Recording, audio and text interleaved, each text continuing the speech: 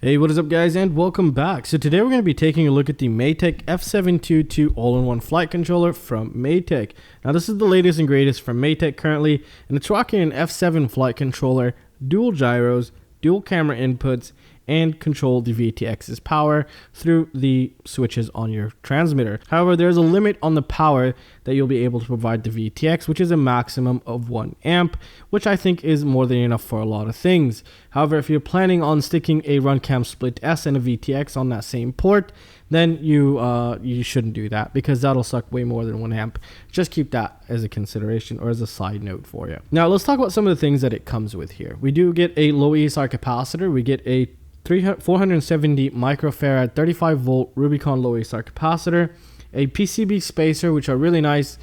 So for example, if you put this in your stack, you can set this up top and zip tie a VTX or receiver or whatever you want to do. So this is a really nice addition that I really like. And they also provide us with 6 rubber grommets, so they give us 2 extras just in case if you lose one in the field, which is also a huge plus here.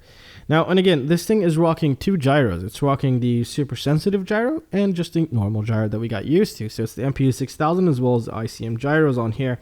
And it is an F7. However, they're using the baby S7 in order to keep space on the board to allow you to basically have enough room to add everything they've done here. And they've added quite a lot. I mean, year by year or couple months by couple months, they're just going crazy with their flight controllers on Matek here.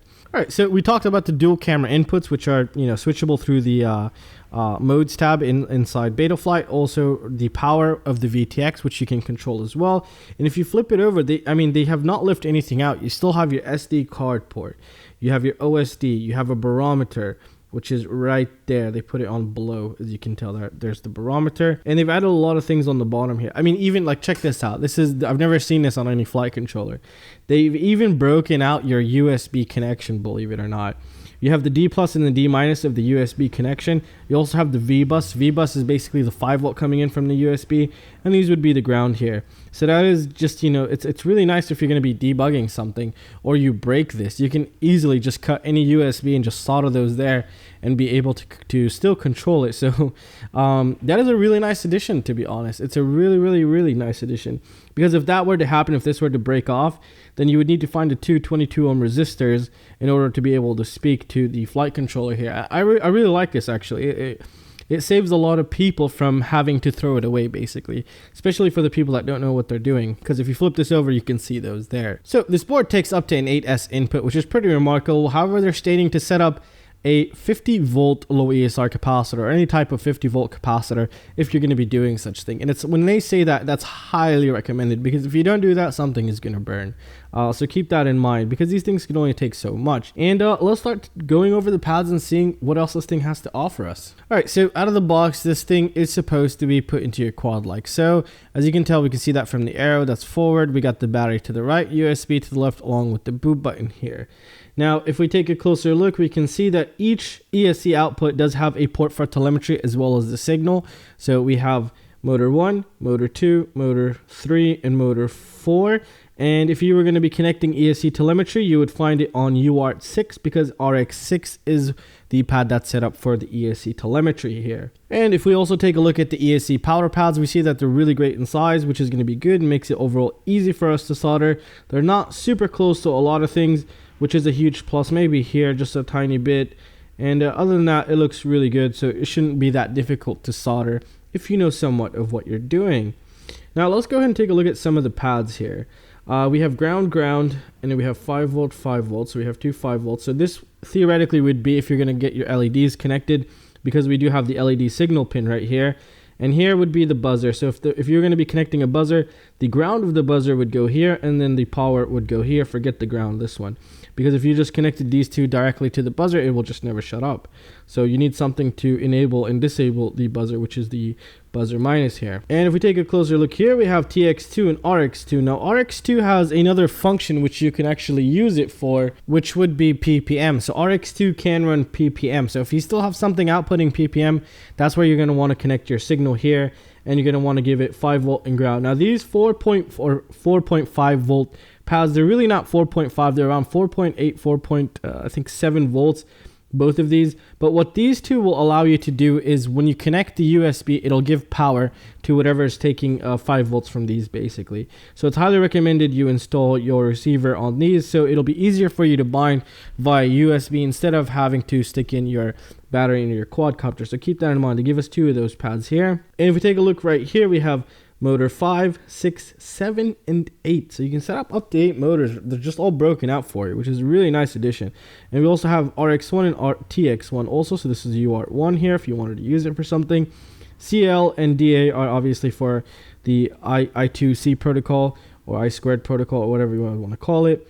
Here we have another 3.3 volt regulator. Now the 3.3 volt regulator would probably be used for something like a Spectrum, because I know some of the receivers use 3.3 volts. So if you're using that, you know what to look for here. And also, if for some reason you wanted to use the TX6, now be careful if you're using TX6, because remember, if you set up ESC telemetry, it's already on RX6, so that would be already taken up. But TX6 is right here. If you needed it for something, you can go ahead and access it. Now this is really nice also.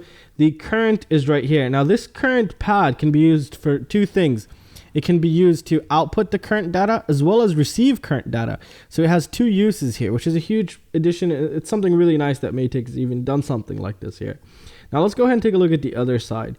What do we have here? We have TX3 and RX3, which is UART3, TX4 and RX4, which is also UART4 here.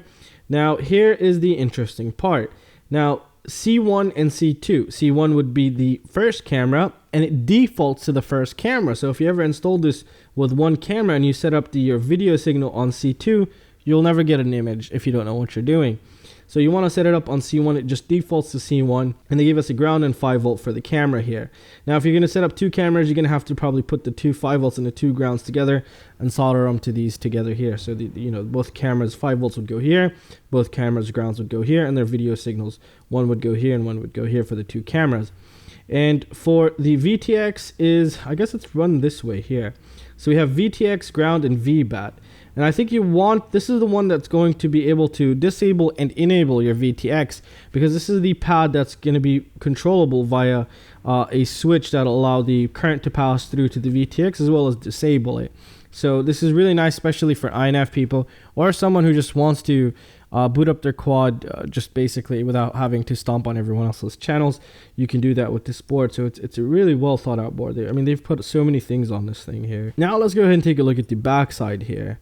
Now on the back side, we have our SD card expansion. We do have our OSD right there. And if we take a closer look here, we have our signals up to 4. So we can put, if you wanted to route your wires here for some reason, you can do that as well. You have motor 1, 2, 3, and 4. If you want to do that, you can go ahead and do that. PA4 is for the, I think like a iNav airspeed controller or something. It's like an analog one, so you can do that there. And again, if you've missed it, this is what I said earlier, is that you can access, it basically broke out the USB connection for you here on the bottom. V bus is 5 volt. D plus and D minus are for the data, and then you have the these little soldered ones would be the ground here if you wanted to ground it. And here we see our little barometer and our RSSI. So if you wanted to use some kind of analog RSSI, this is where you'd want to put it right there.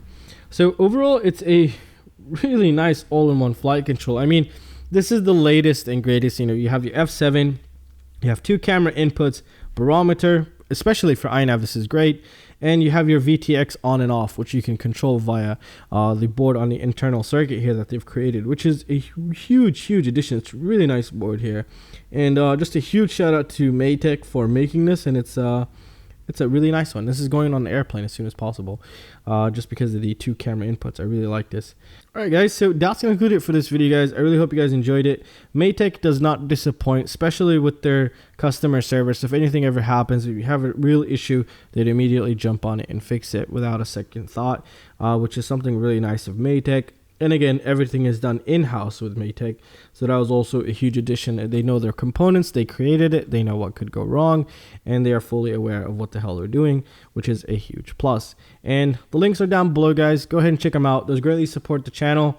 And also, I do have a Patreon. If you could support me there, that'd be super awesome. Help me get an assistant so we can pump out all these 6S ESC stress testing videos as soon as possible. And, well, that's it, guys. I really hope you enjoyed it. And I'll see you in the next one. Peace out, guys.